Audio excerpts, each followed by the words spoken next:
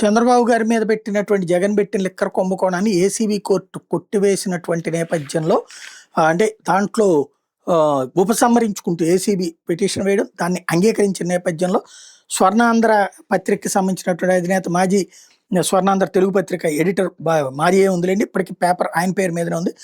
ఆ ఎడిటర్ కొట్టి బాలగంగాధర్ తిలక్ తాజాగా ఓ పిటిషన్ వేసుకొచ్చారు.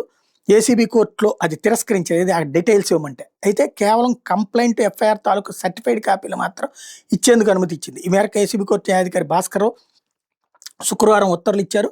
2014-19 మధ్యకాలంలో చంద్రబాబు నాయుడు ముఖ్యమంత్రిగా ఉన్నప్పుడు జరిగిన పలు కుంభకోణాలు దర్యాప్తుని సిబిఐకి అప్పగించాలని కోర్టు తిలక్ హైకోర్టులో పిల్లు వేయడం, అందులో తదుపరి చర్యల నిమిత్తం మద్యం కుంభకోణానికి సంబంధించి చంద్రబాబు తదితరుల మీద సిఐడి నమోదు చేసిన కేసులో తమకు ఫిర్యాదు, ఎఫ్ఐఆర్, సాక్షులు, వాంగ్మూలాలు, ఛార్జ్షీట్లతో పాటు ఇతర డాక్యుమెంట్లను ఇవ్వాలని కోరుతూ తిలక్ ఇటీవల ఏసీబీ కోర్టులో పిటిషన్ దాఖలు చేశారు.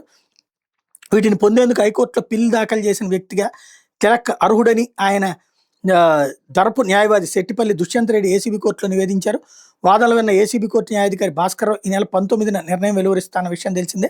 తాజాగా శుక్రవారం తిలక్ పిటిషన్ని పాక్షికంగా అనుమతించారు.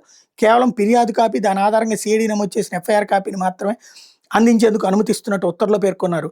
అయితే చంద్రబాబు నాయుడు అప్పటి ఆయన మంత్రివర్గ సహచరు లోకేష్, నారాయణ, కొల్లు రవీంద్ర, అచ్చెన్నాయుడు తదితరులపై గతంలో నమోదైన పలు కుంభకోణాల కేసులు మూసేస్తూ ఏసీబీ కోర్టు ఇప్పటికే ఉత్తర్వులు ఇచ్చింది. దీంతో బాబు మీద నమోదైన కుంభకోణాల తాలూకు కేసులు అన్ని డాక్యుమెంట్లు ఇవ్వాలని, అలాగే కేసులు మూసివేత ఉత్తర్వును కూడా ఇవ్వాలని ఎంఆర్పీఎస్ రాష్ట్ర అధ్యక్షుడు సువర్ణరాజు కూడా ఏసీబీ కోర్టులో పిటిషన్లు వేశారు. ఇందులో కూడా సిఐడి నమోదు చేసిన ఎఫ్ఐఆర్ల తాలూకు సర్టిఫైడ్ కాపీలు మాత్రం ఇచ్చేందుకు ఏసీబీ కోర్టు అనుమతి ఇచ్చింది.